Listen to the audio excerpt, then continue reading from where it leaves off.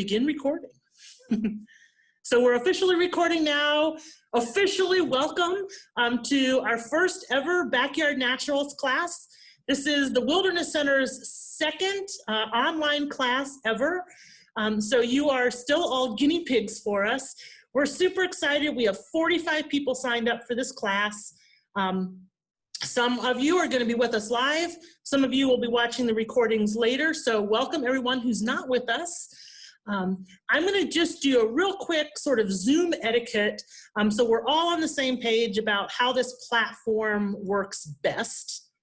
So here are some basics about Zoom. It's a really good idea to wear pants because you never know when you're going to have to jump up to answer the doorbell. We all appreciate that. Conversations are different in Zoom because it's a computer, because only one person can talk at a time. As you're having discussions, give a little bit longer than comfortable pauses than you would in a person-to-person conversation. It's really appropriate and helpful to use sort of hand signals. You can wave at each other. You can raise your hand when you have something to say, laugh, smile. Even when you're on mute, it helps everybody know that you're still with us and paying attention. You can do thumbs up. This is applause. You can clap for people. Some basic good meeting manners. Chomping on bags of chips, scratching, spitting, sliding coffee mugs across the table. Those are all frowned upon, just as they are frowned upon in a regular meeting. While you're on mute, you can do whatever you want, but when you're unmuted, just be really, really conscious of those things because sound gets amplified through the system. And then, as always, learn to use that mute button. We want to have lots of conversations, but we also want it to go as smoothly as possible. So it looks like we've got 33 people signed up with us that are live right now. It's great to see a lot of familiar faces, but boy, it's really nice to see a lot of really new faces as well. So what I'd like for you to do, this is a way to practice using the chat as well. In the chat, just tell us where you're Zooming from. I know we have people from pretty much all four corners of the state. So you click that little speech button, you type, it says everyone, and I'm just going to type in a message, where are you now? Great, Cincinnati, Columbus, Medina, Marysville, Akron, Peninsula, Worcester, Magnolia. Great, oh, you guys are pros at this. Excellent. So I'm really excited that we have people from all over the state because it will give us a really nice breath when we start talking about our backyards. I know folks down in Cincinnati are a little bit further ahead in their yards and gardens than where we are with blooming times, and people up along the lake may be still playing catch up a little bit. So I want to also share with you some of the resources that we're going to be using during the class. So let's start with that. Obviously, you're already in the Zoom meeting. So the Zoom meeting will be our main meeting spot where we'll do all of the talking on those scheduled days. This app is called Padlet. This was in the link to this is in your welcome letter. This is it's basically like a big bulletin board with sticky notes. And you can create sticky notes, you can add things in. So I set these up for right now. We'll probably add others as we go along. So this one is community chat questions. I just said welcome. So you click on the little X. I'm a terrible typer. Feel free to leave notes here. And then everybody can see that your name will pop up at the top. So this is just a chat box for anything that you find, something really interesting you heard, something you want to share about your backyard, anything like that can go here. Class links, there's going to be, right now, this is the Zoom meeting link, and this is will be the video link where this lives if you want to watch it again or if you have to miss a class. There's a lot of additional resources. You got some stuff in your boxes. But there's a lot of really fantastic online resources. And so as we go through different topics, we'll be adding those online resource links here. Homework assignments. So if you want to post your homework assignments or want to share your homework assignments, you can do that. We'll talk a little bit more about that in a little bit. So Zoom and Padlet are going to be our two main ways of staying in contact. Zoom when we're actually live during the meetings, and then this Padlet when we are not in person in class. Leave comments, any class notes, anything that comes up will go here. And please do feel free to share your own resources and things. This is a cooperative class, and so we all have lots of different access to different resources and experiences, so we want to share those. All right, so let's talk about what this class is and what it isn't. This is not a gardening class. So that's the first thing we should know. This isn't about how to be a gardener. I am not a gardener. All those fancy gardening things like weeding and watering and mulching and deadheading, I don't really believe in. I'm more of a put it in the ground. If it survives in my yard, it was meant to be there. And if not, it should have been somewhere else. We have a staff member, Linda, who's our other naturalist, who's an exceptionally good gardener, has been doing garden blogs, and we will eventually be doing some backyard gardening with natives classes. I just won't be the one teaching those. So this class is really to help you get to know your backyard and explore what's in your backyard now, with an eye to ways that you can improve your yard for wildlife and for conservation. So I'm gonna, just to get us started, I'm gonna share one more screen here. And so just some incentive for why this class is so important, why it's so important that we start to recognize what's in our own backyards. For those of you who love statistics, this one's for you. Oops, there we go. So there are about 40 million acres or 62,500 square miles of lawn in the United States. 40 million acres of lawn in the United States. Every weekend, we mow an area 8 times the size of New Jersey. 54% of the landmass in the lower 48 states is a suburban or urban mix. And private residential properties, meaning our backyards, make up about 1/3 of the urban landscape. So that's a lot.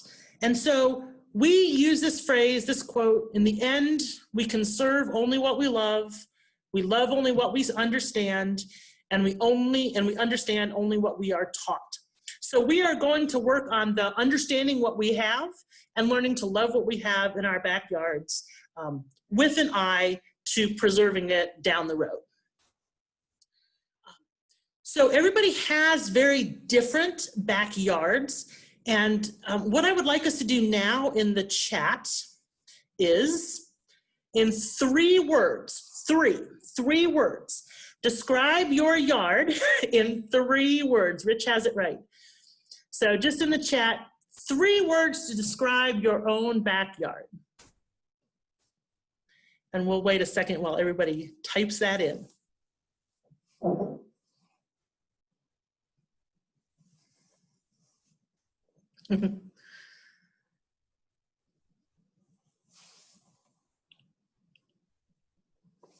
These are great.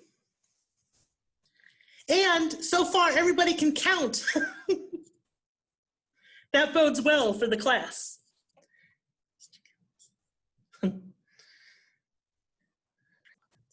Great.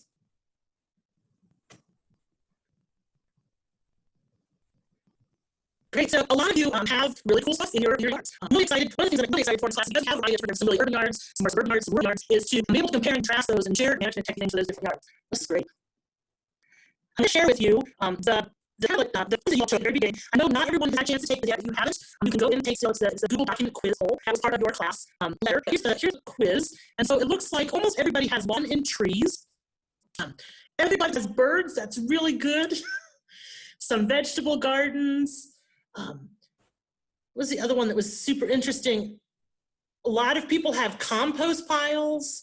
Weedy patches are really good. So when we finish this quiz, when everybody's had a chance to take this, we'll put this up where people can see it in a little bit easier form. But we all have some things in common. So it's really good. Almost everybody has lawn and almost everybody has trees or shrubs. So that's a place where we're gonna start. And that's really what we're gonna start talking about next week. These other things we'll talk more about as we go through the 2 weeks.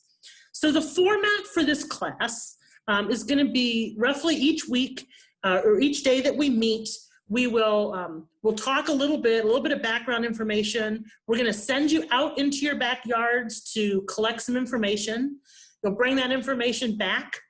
We'll go into small little breakout rooms of 5 or 6 people to talk about what you found or didn't find.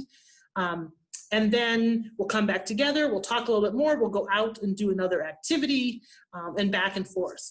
And so let's start by talking about all the goodies that are in your boxes. Has everybody opened their boxes already? I figured most people wouldn't want to wait to open them. So in your box, you have the book. This has all of the information that we're going to actually be using in class. So the things that are on the right-hand side, these are all the handouts that we'll be using through class. So anything that you had to write on or had to have for the class is right here. Other resources will be on the Padlet that you can download, for instance, field guides and things like that. On the other side, this is the side we'll talk about first. So this is miscellaneous stuff. This sheet, a naturalist is at working, do not disturb. This is your get out of work free pass for the next 2 weeks. So you keep that sign handy, and when you're working on this class, you put this on your desk or you put it in your yard, or if you have neighbors, you can stick it out in the yard so when you're laying in the grass counting weeds, they won't think you're totally odd, just slightly odd. So that's your get out of free. Your people in your house that you're sharing your home with should know to leave you alone when that sign is up. There's some blank pieces of paper. There's some index cards. We'll be using those today. There's these color cards. We'll be using those today as well. And then you have some mapping materials, which we'll talk about later. For today, so that's what's in the binder. Also, there's my business card is there. All my contact information's on that. Should you get stuck or should you need anything during the class, feel free to call or email. You also got a bug box because you are never too old to have a bug box. That is rule number 1 of being a naturalist of any sort. You never outgrow the bug box. For those of you who feel like you may have outgrown the bug box, we're going to use it for this class, and then feel free to pass it on to a neighbor, to a neighborhood kid. Better yet, invite the neighborhood kids over to your backyard to share with them some of the things that you're finding. So you've got the bug box, it's got the cute little lid, it's got a magnifying glass, has the long string so you can put it over your shoulder and carry it. You could hide a flask in there later if you need to. And then inside the bug box, you have a little bag that has, yours is white, mine is green, so you can see it a little bit better. It's basically just clay. We're going to be using that for an activity. You have a tape measure. We'll use that later for an activity. There's a little pair of tweezers. Not super useful, but we'll use them anyway. And then there should be a little pack of stickers. Because this is an online class, and because I'm not grading any of your papers, you get to grade your own papers and you get to give yourself little way to go stickers when you think you did an exceptionally good job. There's enough in there for 4 really good assignments. So feel free to use those when you feel like you deserve it. And then there's also a little white jar. I didn't bring mine up. In there, don't open that because it stinks. Yeah, Lauren is holding it up. That is full of coyote urine, which is really stinky. And we're going to be using that later for a really cool tracking activity, but it stinks. So leave the lid on. Don't play with that one until it's time. You and your housemates will thank you if you just leave that one off to the side. And then there's also this piece of fabric. These are actually disposable bed sheets. We're going to be using that when we get to our insect class, our insect section. So that's all the stuff that's in your boxes. That little wool, wood wool that's out there, you can put that out in the yard for mulch if you want to. It's biodegradable. That's all, that wood wool is stuff that comes when we buy our native plants. That's how they're packed. So you have that. Any questions? Oh yes, Kathy's holding up the marker. I forgot, we also gave you a permanent marker just in case you didn't have one in the house. That's gonna be useful for all sorts of things as we go through. Any questions about any of the stuff that's in your bag or your boxes? I'm kind of zipping through through the screens here to see. Okay. Then let's get started with our first activity. So in your box, the third page in should be a page that looks like this. It's got a little frog on it. It's called Ecoregional Survey. So pull that out and find a pencil. So an ecoregion tells you where in the world you are. The whole Earth is divided up into these smaller and smaller and smaller regions. In Ohio, we have 5 different ecoregions. And so the ecoregion down in Cincinnati is different than the ecoregion where we're sitting here in the Wilderness Center, which is different than the ecoregion up in Toledo and along the lake in Sandusky. So this is just a way for you to see how well you know the place that you live. So we're gonna take 10 minutes. I'm gonna put 10 minutes on the clock. Take some time, kind of go through this list, see how many of these questions you can answer. And then we'll meet back in 10 minutes to talk about all of this. All right, have at it. I will see everybody back in 10 minutes. It's also a great chance if you need to refill your coffee mug or something like that.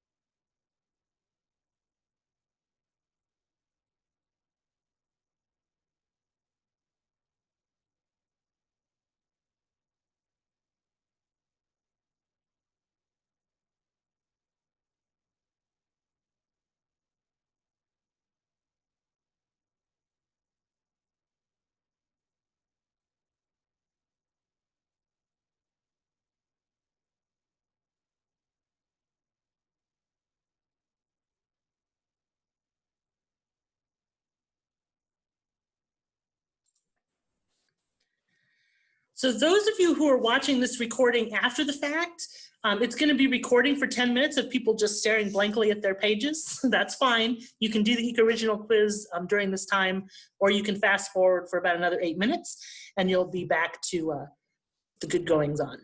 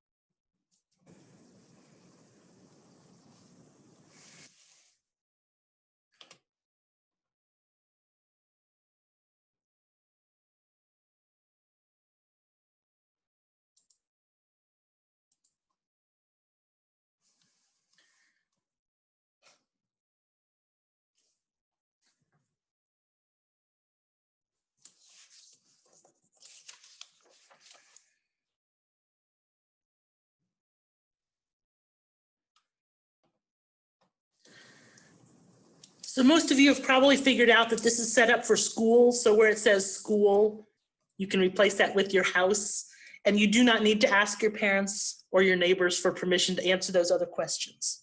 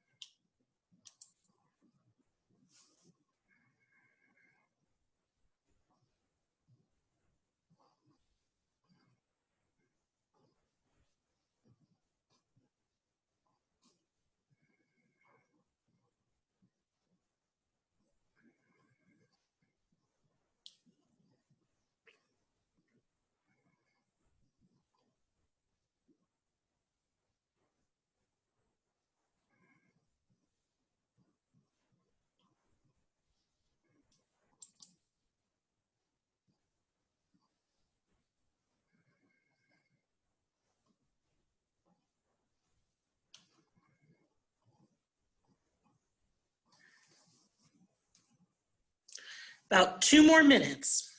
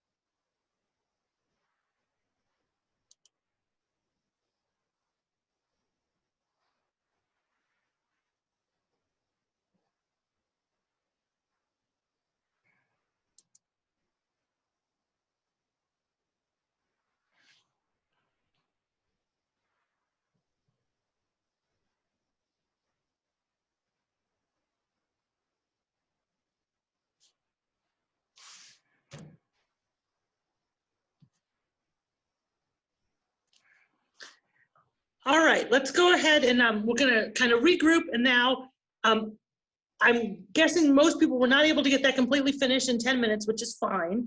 I am curious though, how many of you, and you can just sort of raise your hands, knew the answers to at least some of those questions? So how many of you knew the answers to at least some of those questions? That's good.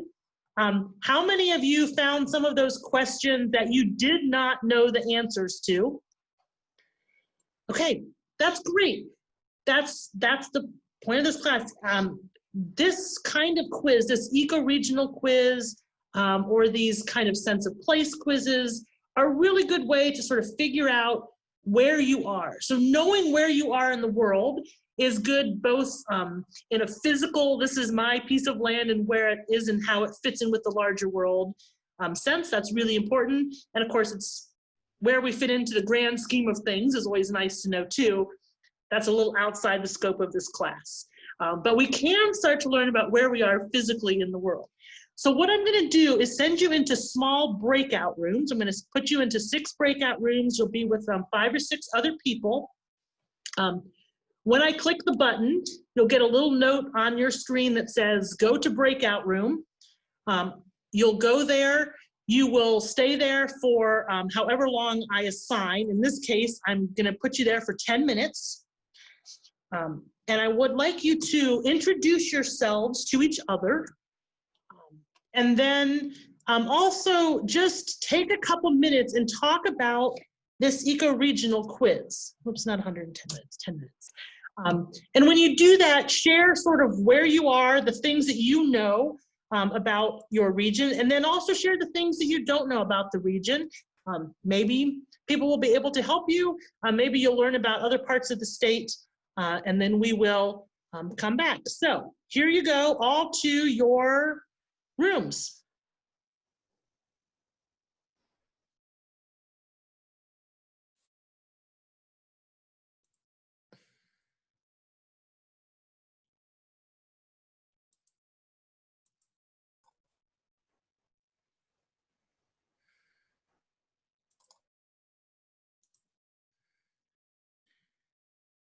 William, you have accidentally shared your screen. Can you go ahead and stop your screen share? Thanks. All right, let's see.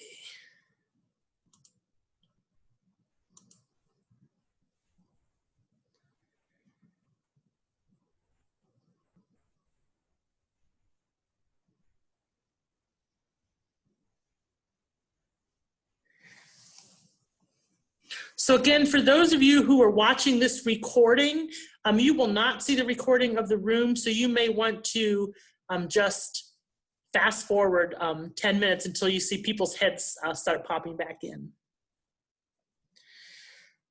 George, are you able to join your room? Yes, I am. I'm trying. My camera's not working for some reason. Okay, that's fine. You can join with just your voice too. Can you also answer me a question? Sure. My chat replies are not being sent, and I'm not sure why. What do I have to do? What am I missing? It should just go as soon as you type it in, hit enter. Okay. Okay. And it should just go. It should just pop up. Do you want to test one?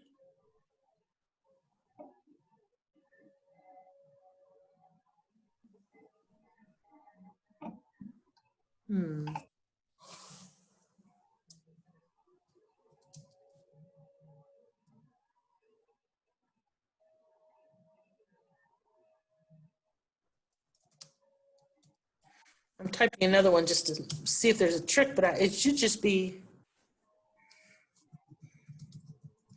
Do you have it listed to everyone where it says 2 and then? Yeah, I'm hitting enter too.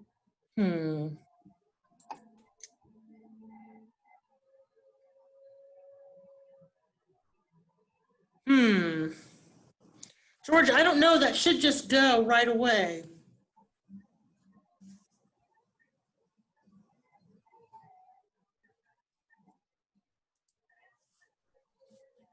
Well, why? Yeah, I'm trying to join group 2. Okay, it didn't. Did it not let you go in? I don't think so. Okay, let me try. I'm gonna try moving you to a different room. See if that works.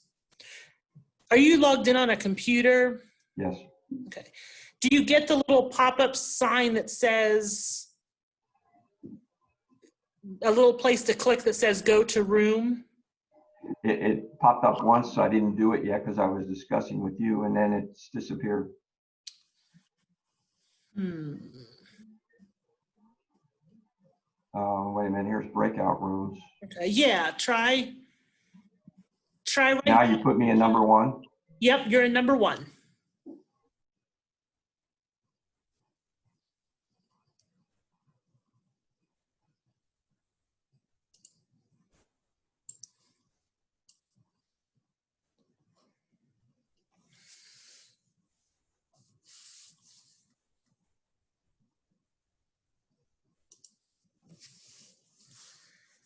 And Diane, are you able to get into your breakout room? I think that's Diane. Hi, Jeannie.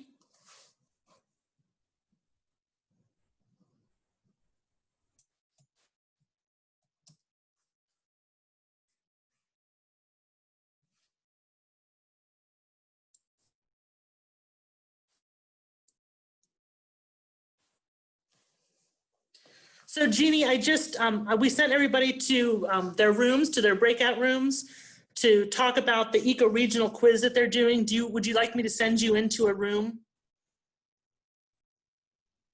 Hi, Gary. How are you? I'm great. I am sure if you could send me to a room, that would be great. I may not be able to stay for long because I have my next call, but Okay. I would love to. This is great. We've got 37 people in the talk, and I'm going to send you to room 2. Awesome. Thank you. You're welcome. Here you go. Oops.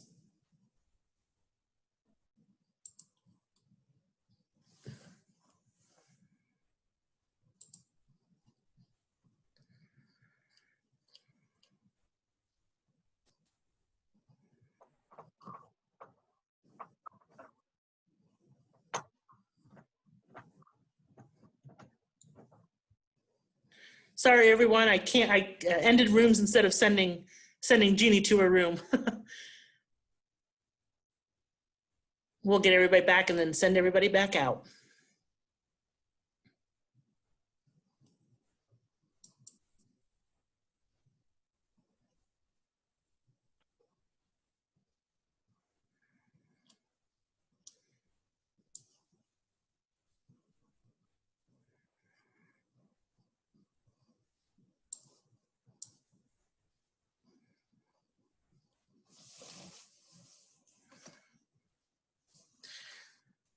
Sorry, everybody, that was obviously not 10 minutes. I hit the wrong button. So I'm going to send you back to your rooms one more time. Mostly, I just like to say, go to your rooms. So here you are, back to your rooms.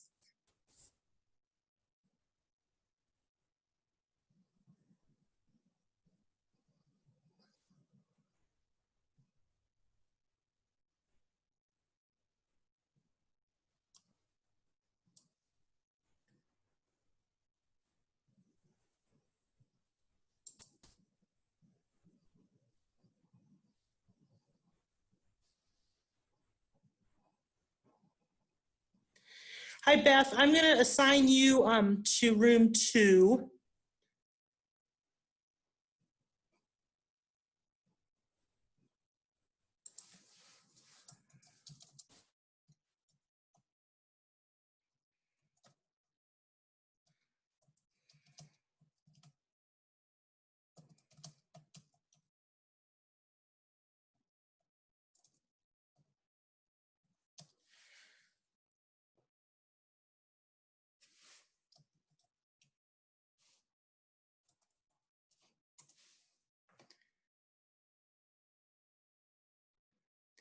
Beth, are you able to join a room?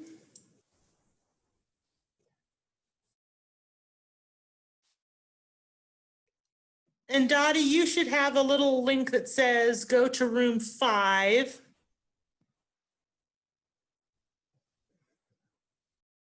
Beth, you should see one that says room 2.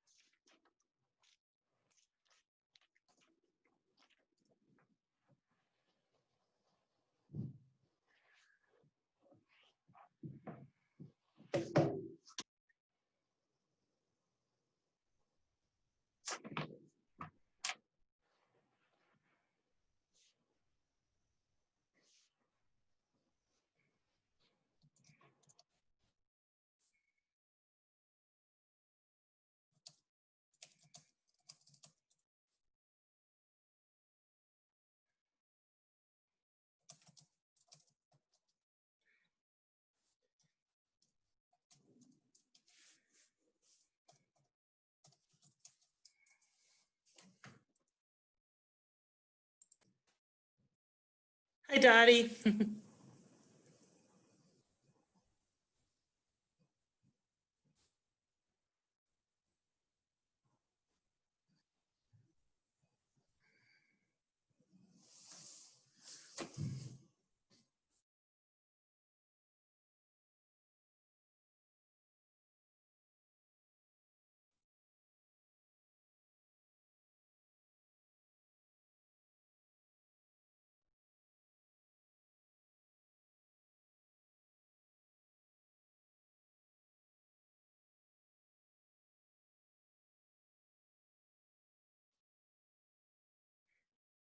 Can you hear us okay, Dottie?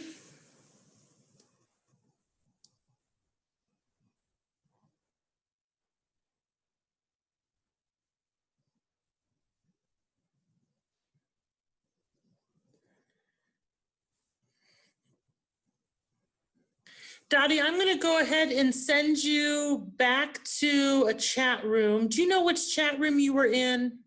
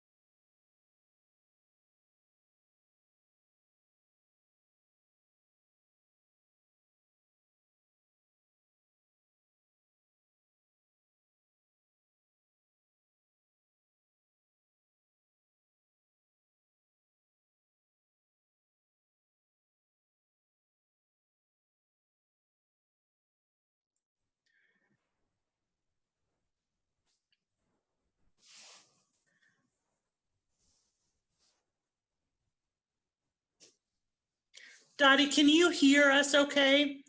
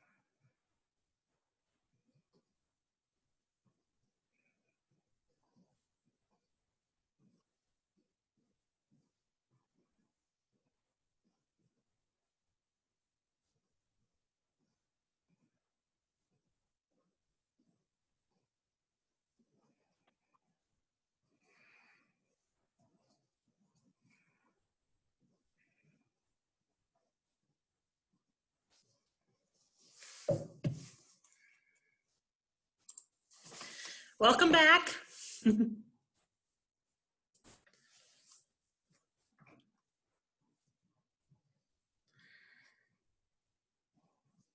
The rooms will close automatically in about 20 seconds, so we'll give everybody a chance to pop back in.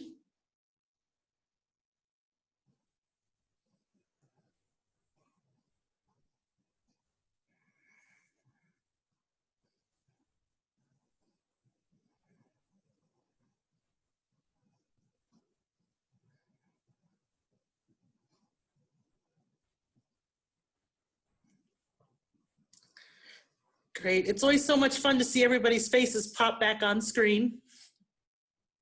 All right. Well, it looks like you all made it back and we didn't lose anybody from this first round. That's excellent. So hopefully in your small group discussions, you were able to talk a little bit about the eco-regional quiz. Maybe were able to help each other answer some of those questions. The rest of that eco-regional quiz, take the time over the next day or 2 or 3 and try to answer all those questions. Try to use local resources, Google it, Division of Wildlife, Cleveland Museum of Natural History, any of those really great sites, and try to answer all those questions, because if you can answer all 20 of those questions, you'll have a really good handle on what your space is like and where you actually live. So let's jump into what the meat of today was going to be, which is this idea of mapping our backyard. So how do we get to really know our backyards? The first step of that is mapping it. I'm going to share my screen again. And there are a million ways to map your backyard. And there is no really one right or wrong way to do this. It's going to be whatever fits your needs best. This is a really, really simple version of not my backyard, but of a backyard I made up years ago for a class I was teaching. So you can do a really simple mapping just like that. You can get fancier. There's all sorts of apps. If you are a type A, everything has to be square. There are apps that will do that for you. I'm not going to recommend one because there's a million of them out there. Some of them are free, some of them you pay for. Better Homes and Gardens has one. There's just a million of these, mostly landscaping apps. So you can make something that looks like this. But what I really wanted to share with you is most of your counties will have a tax map office. So I went to the Holmes County tax map office, which is where my house is, and I looked up my parcel number by my name, and I get this really nice aerial map from the tax map office. And it will also tell me who my neighbors are if I want to know that. And so it'll outline it in red. And so this is my yard, my property.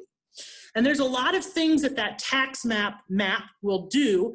So there's all these different maps and tools. And so you can add layers. So for instance,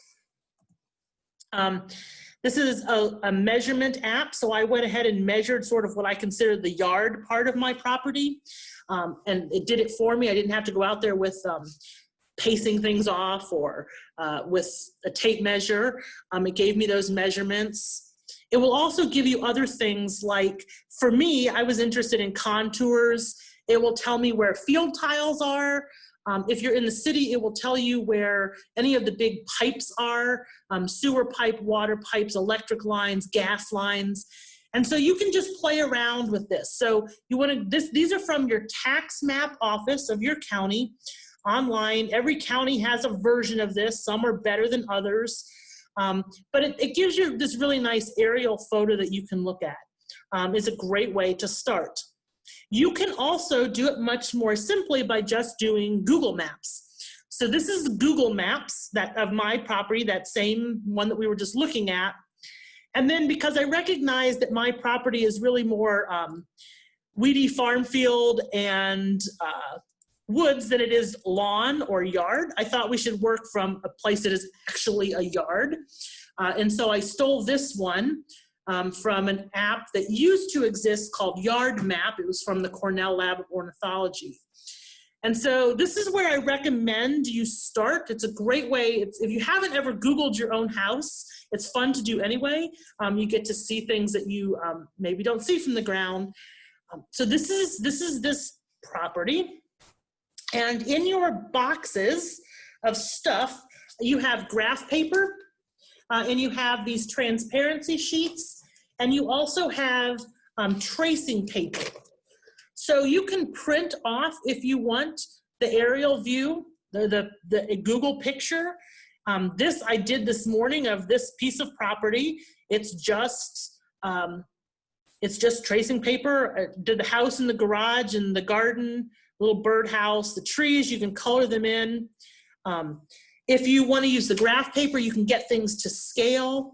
If you don't want to use any paper and want to do it online, if you have a program you like, if you're an AutoCAD user or a really good, you can do these in PowerPoint if you want to. If you want to do them online, that's perfectly fine.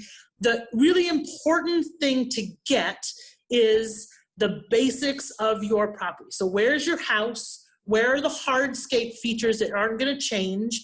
Your driveway, your patio, your swimming pool, and then focusing in on where the natural stuff is. And so if you have a single tree, you might want to mark out that single tree like a beautiful big oak in your front yard. If you have,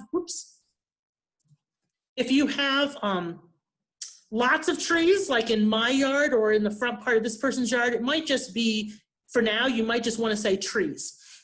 There's some trees, there's some green stuff over here, and there's a lot of green stuff over here.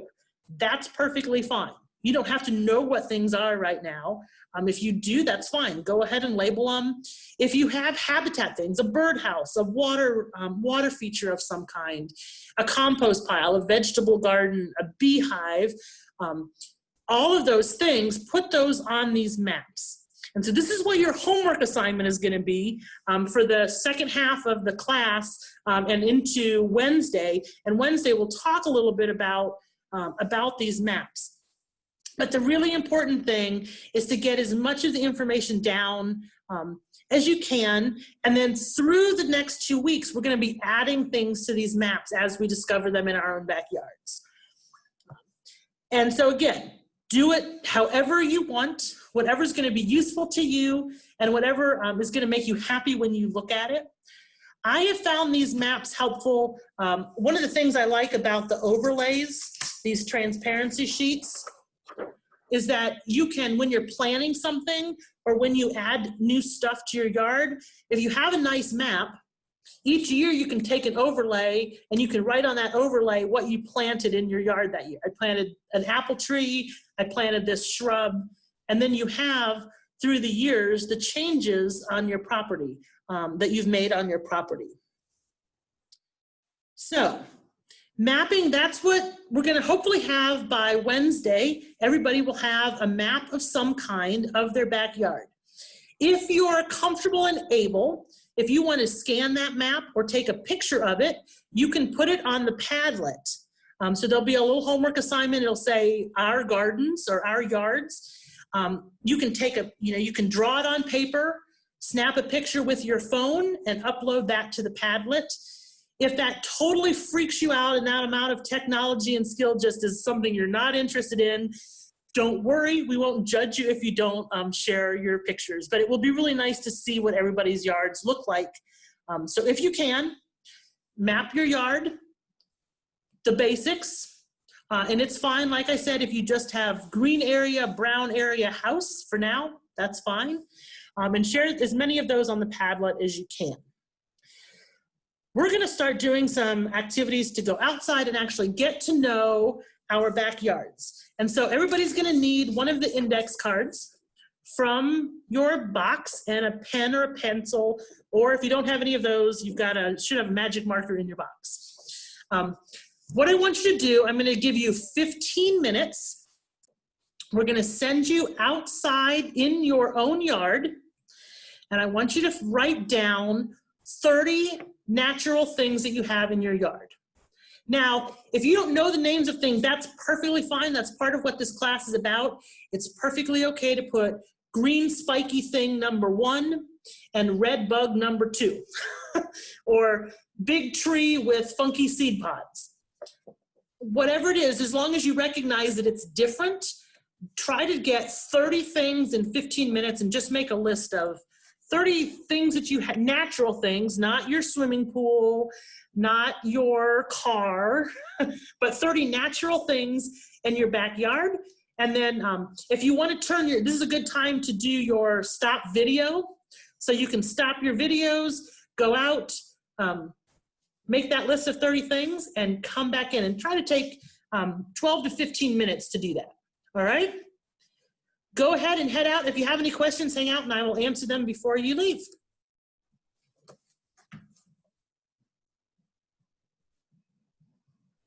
Looks good.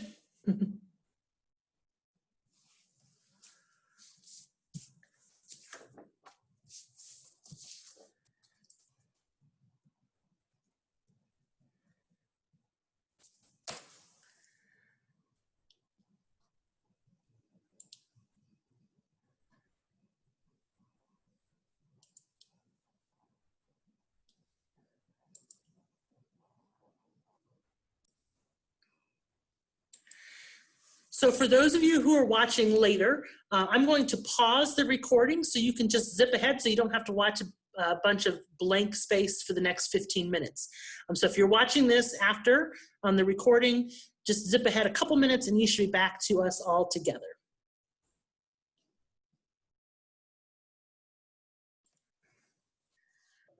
So I see people starting to pop back in. Does that mean that you got your 30 things already? Excellent, Brenda. Bren's back too. Dottie's back. More than 30 things, Carrie. Good. That's great.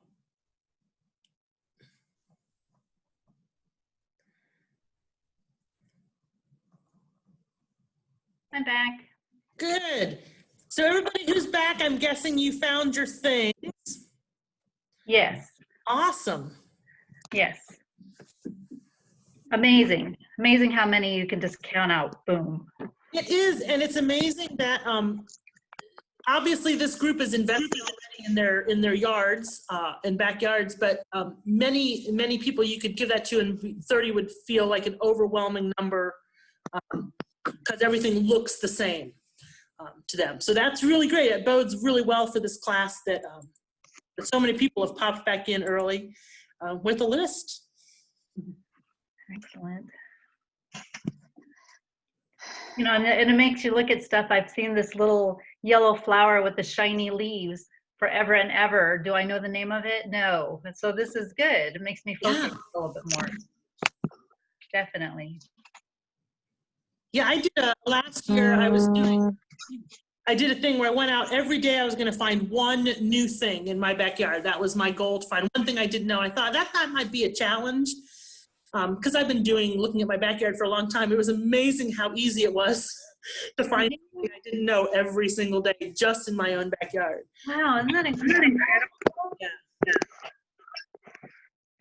Now, It's pretty amazing. now I didn't see everything, but I heard a couple of things and I knew what they were. So Great. Okay. Yeah, birding by ear. If you can bird by ear, more power to you. Count those because they're there. Good, good. So Brenda's asking just plans for now, or do we focus on backyard or whole yard? Brenda, it's totally up to you. You didn't have to just focus on plants, birds, squirrels, insects. Pretty much just starting to recognize that there's things out there. Kind of the whole goal for that exercise, just recognizing that there's stuff out there.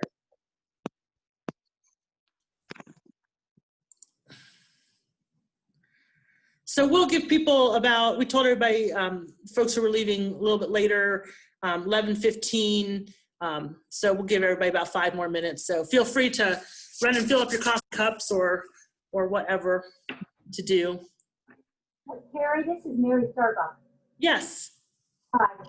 I wondered about the breakout rooms. Will we be using the same? Will we stay in the same breakout room going forward? Not always.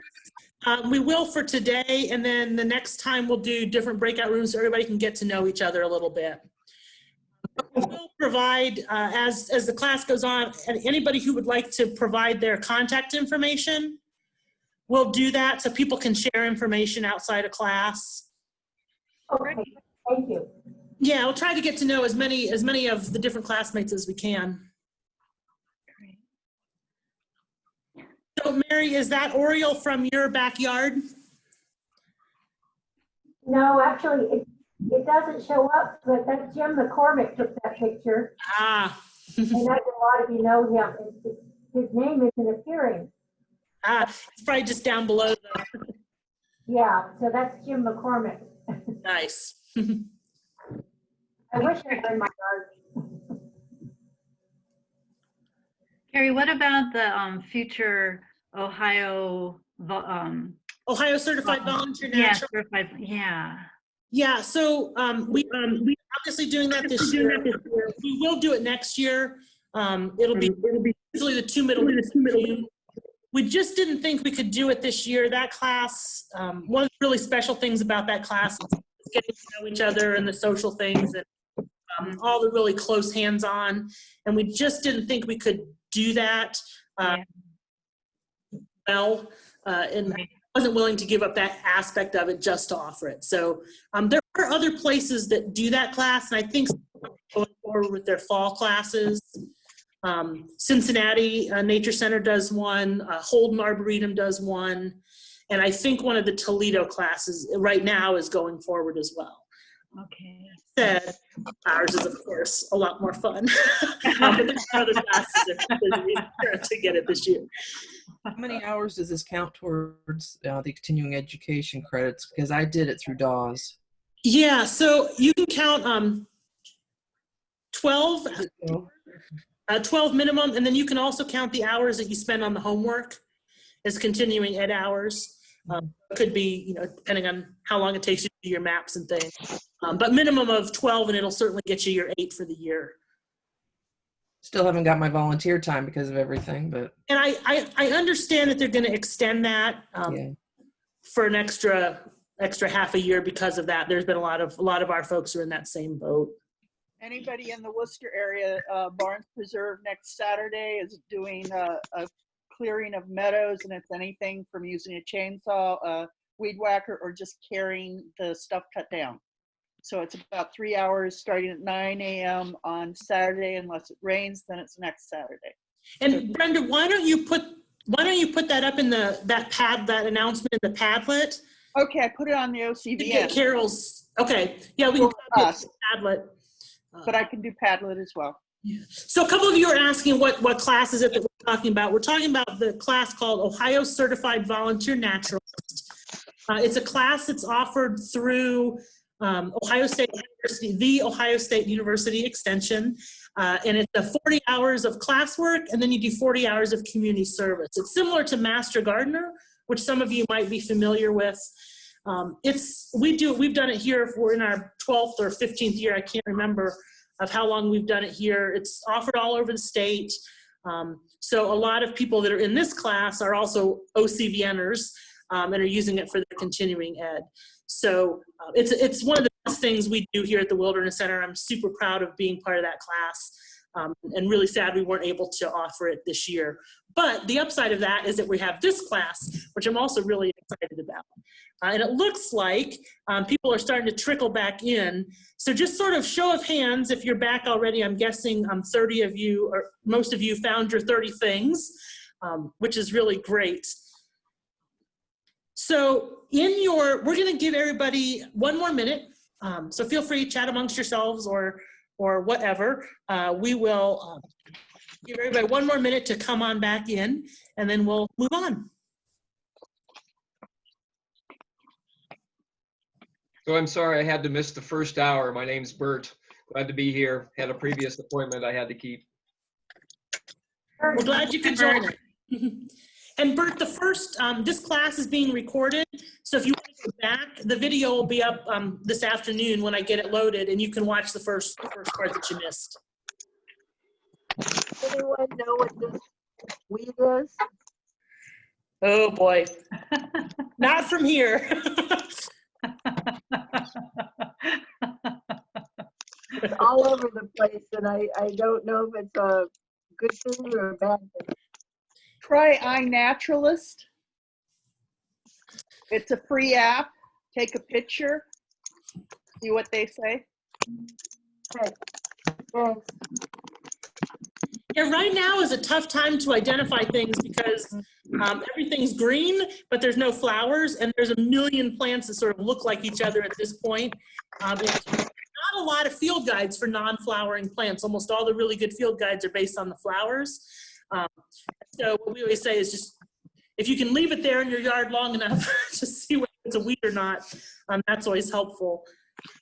There are lots of apps for identification. Brenda mentioned iNaturalist.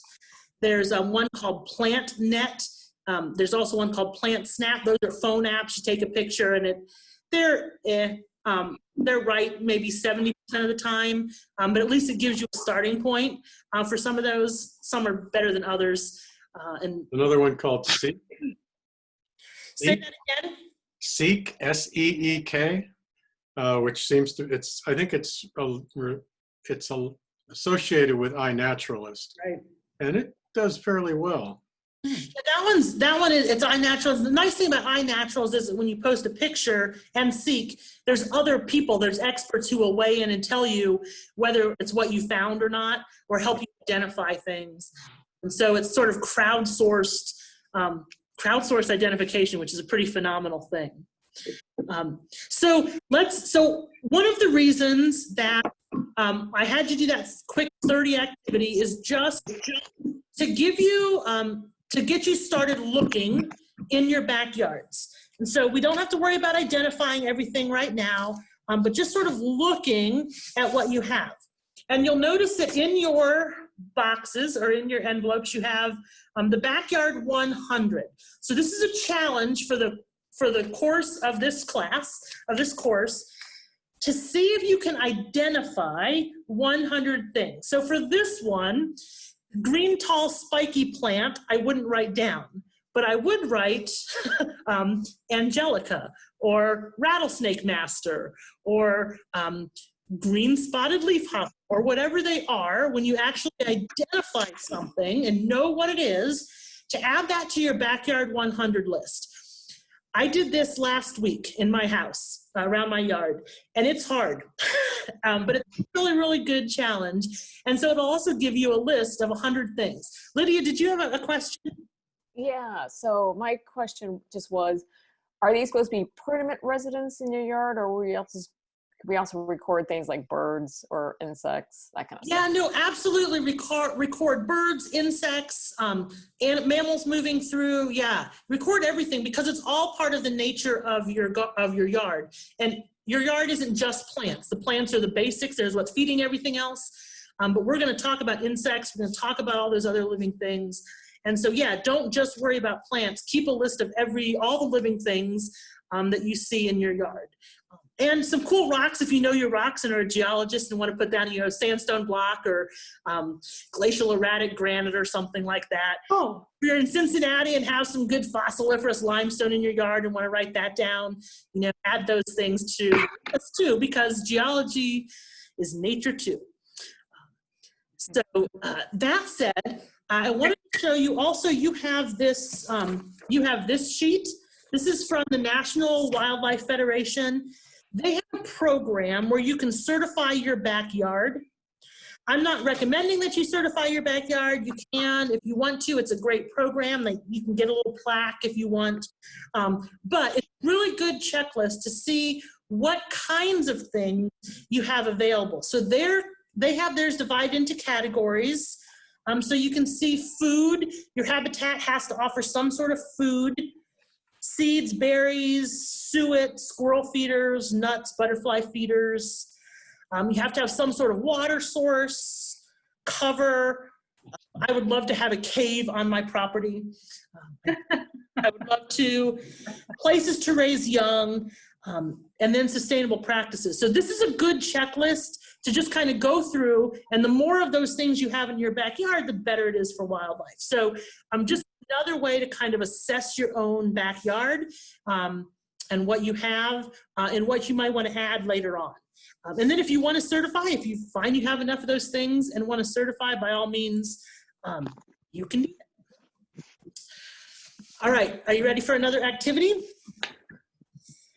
I can't see you, so I'm going to assume you are. In your sheets, or in your boxes, you have these 2 color sheets.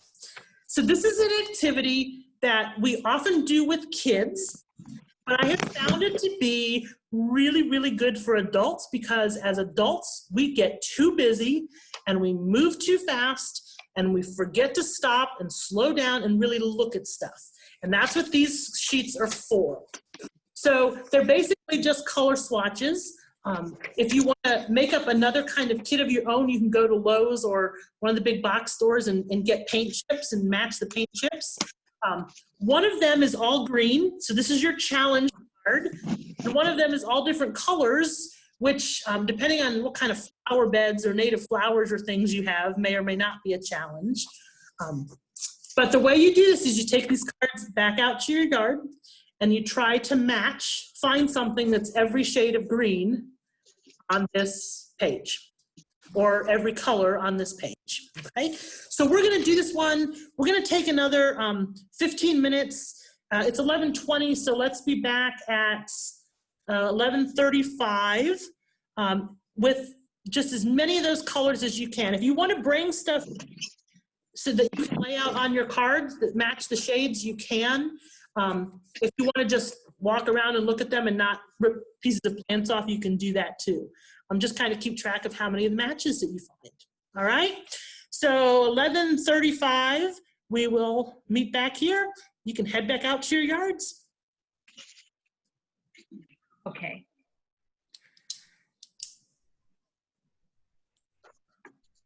You know, last night, Norbert was reading me a bunch of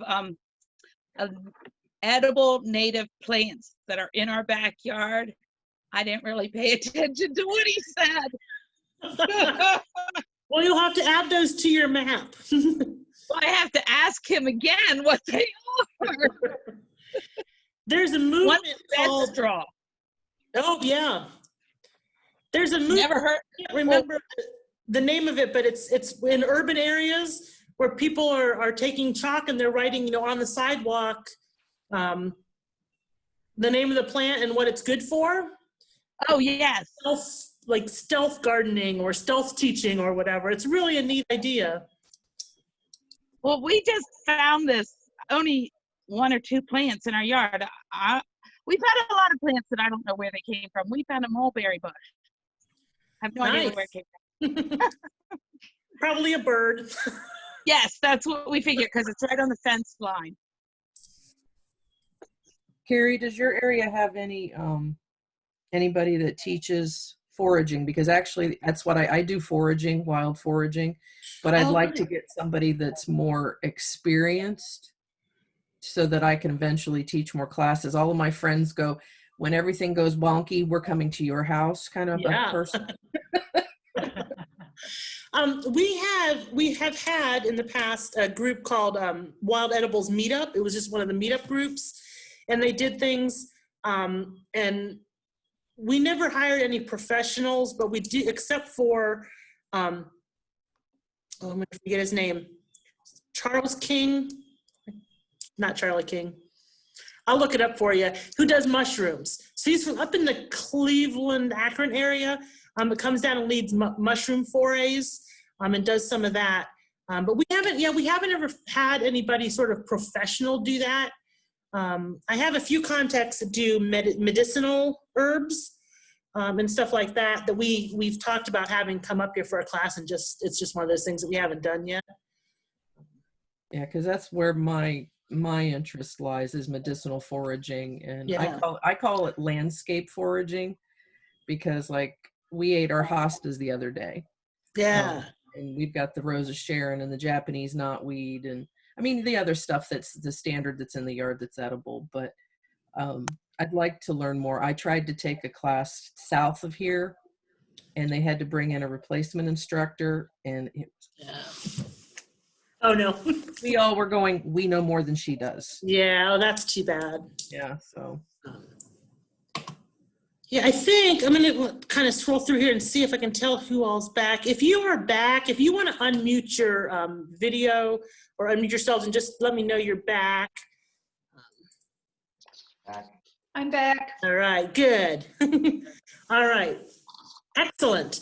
So I'm going to put you back into breakout rooms just to talk about this activity, or the last two activities actually, to share some of the 30 things that you found in your yard and how easy or hard that was for you. And also just to share some of the things you found out with this color, with the color coding.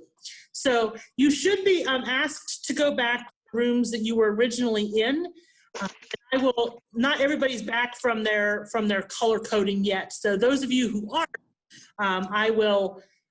people may be popping into your rooms as we go. So I'm going to open the rooms and you can head on over and we'll pop people in as they get there. 15 minutes and we'll meet back here.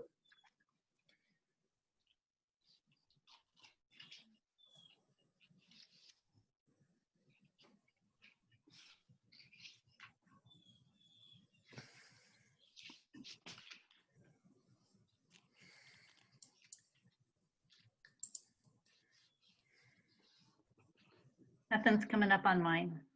Carol, do you know who was in your room before? Do you remember any of the names? I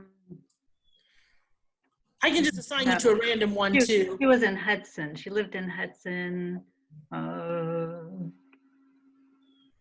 Maybe Linda. Okay, let's see. I'm going to put you in room 4. That might be the right one. Might not.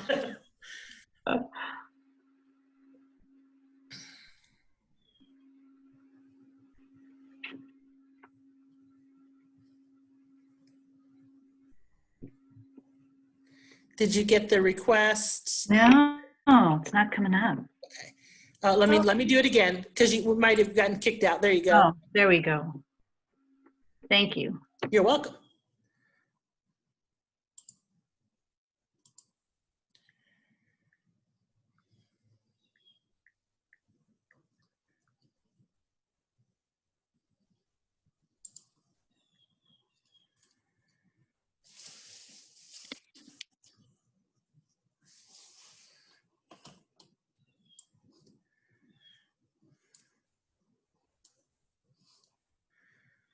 So Dottie, I know you're having trouble with the mute and unmute. So when we're all done with this, I'll give you a call sometime this afternoon and we'll try to figure out what's going on. So you'll be able to join in for the rest of them. At least you can hear everybody, I think.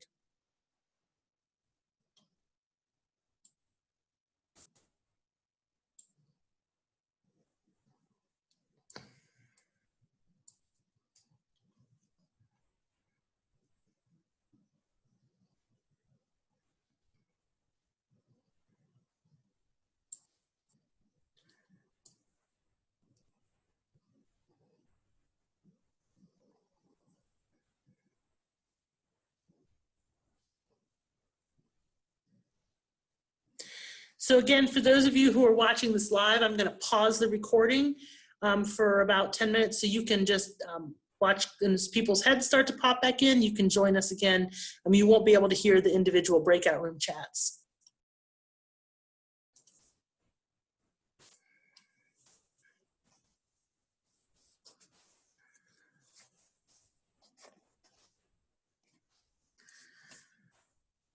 So everybody will be coming back from their chat breakout rooms in about 35 seconds.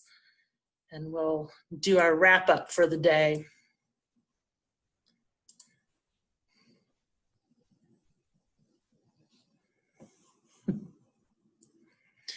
And here everybody comes.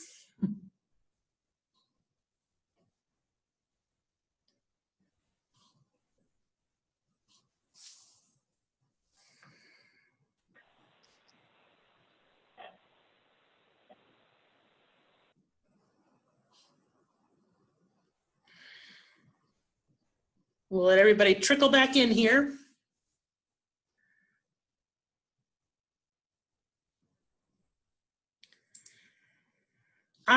am super impressed with everybody's level of Zoom comfort.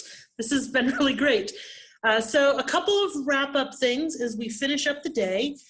Your homework assignment is to finish mapping your yard and show those maps. I'm going to share my screen here again and just show you one thing on the Padlet and a couple of those of you who popped in late. So I added on here, community chat, class links. Here's contact information. So if you want to share your contact information with the class, you can leave it here. I'll give everybody a couple days to put that together, and then I will take all that and put it into a document and send it to everyone. So you have a class list. Feel free to share or not. That's totally up to you. I shared, name, email, phone number, and where I am. Any version of that you want to share, or put a note in there like, I'm the one that said I had the black rat snake living in my house, just in case anybody's interested, or whatever to identify yourself. And to add, you just click on the little link there and type it in. I also added a place for you to add your garden maps if you want to do that. So to add a picture of your garden map, all you do is go down here, click on the little plus sign, and then you can click on this little upload button and it'll let you upload a file from your computer. You can also take a picture if you're on your phone doing this. And then if it's in any of these other kinds of places, you can do that too. So if that's going to stress you out trying to get your map up, don't worry about it. We want you to be comfortable. We don't want you to stress. But if you can share your maps, it'll be really interesting to see many different people's yards as we can. Carrie, can you tell us how to access that, please? Yes, the Padlet is, it's on your welcome letter. It's in your welcome letter.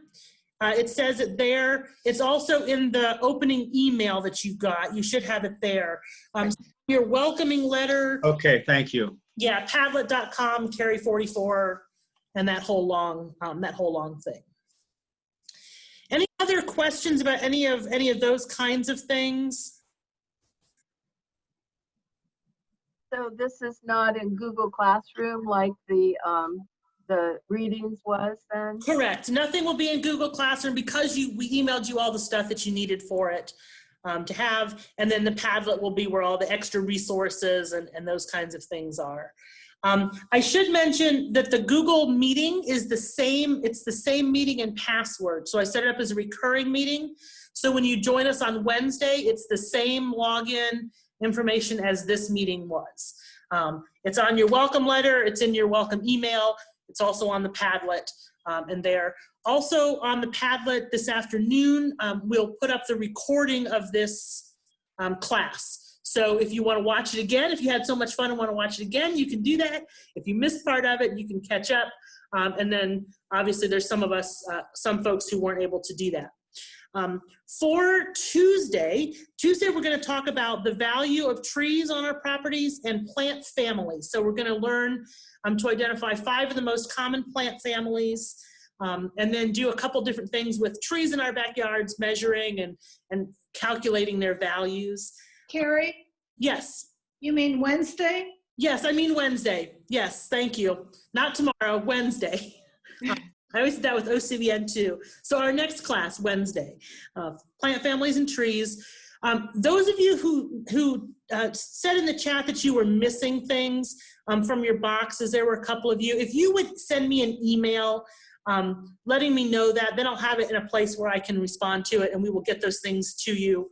I know somebody was missing clay and somebody was missing the fabric. So please shoot me an email. I'll put it in the chat here, Carrie@wildernesscenter.org, and we'll make sure we get those things out to you. Also, just for the future, for next week, there's a couple of household item-y things that will be really useful for you to have. One of those is a jar, an empty jar, like a spaghetti jar, a mason jar, something quart-ish size. We're going to use that when we do our soil section. If you have any apples or potatoes that are starting to go slightly bad, you might want to hold on to one of those. We'll use one of those next week, an apple or a potato, either one. if one's looking like it's ready for the compost pile, but you can hold on to it for one more week, hold on to it till next week. And then you're gonna want to have 2 sticks. This can be 2 yardsticks, 2 sticks from your yard, whatever, but we want them to be roughly the size of this white sheet, diagonal. So from point to point, you're gonna want 2 sticks that are roughly that size. They can be anything. If you have scrap lumber, you can cut something, you can pull 2 branches out of your brush pile. 2 yardsticks will work. They don't have to be exactly that size. Anything close to that will work. And we're gonna use that for next week too. So that's all for next week, just stuff to be preparing as you're wandering around your yards. So your only homework assignment for tonight, or for today and tomorrow, is to start those maps of your backyards. And then the other one is just to spend some time outside, kind of looking around your yards, take a cup of tea or an adult beverage or something out there tonight or tomorrow, and just sit for a few minutes and start really observing things in your backyard. If you want to take that observing one step forward, I've included this. This is called Squirrel Ethogram. It's towards the back of your folders. An ethogram is just a set of behaviors that an animal does. So you can create ethograms yourself. When I teach this in here at the Wilderness Center, when we're open and there's people, we used to walk through the office like I was giving everybody an office tour and have them write down all the behaviors that they saw staff doing. So we have an ethogram for the staff at the Wilderness Center. And then we can study their behavior later on. This one is already done for you for squirrels. You can add other behaviors, but basically the way it works is you find a squirrel and you watch that squirrel for, in this case, 5 minutes. And every 15 seconds, you put a tick mark in what it's doing. So is it digging? Is it moving? Is it feeding? Is it grooming? You just put a little X there. And you can get an idea of how the squirrels are spending their time. This is also really great if you have nesting birds. Say you have a robin nest and you have time where you can sit out in your yard and kind of see how much time are they on the nest versus off the nest. How much time are your squirrels doing something versus doing nothing? Does that change during the day? So it's just another way to start getting you focused in on your backyard and observing the things that are happening there. So that said, we are going to wrap up. We will see you all again, same time, same place, Wednesday, 10 o'clock. If anything comes up in the meantime, feel free to shoot me an email. I will be checking that today and tomorrow. And hopefully we will see you all back. I'm going to stop the recording.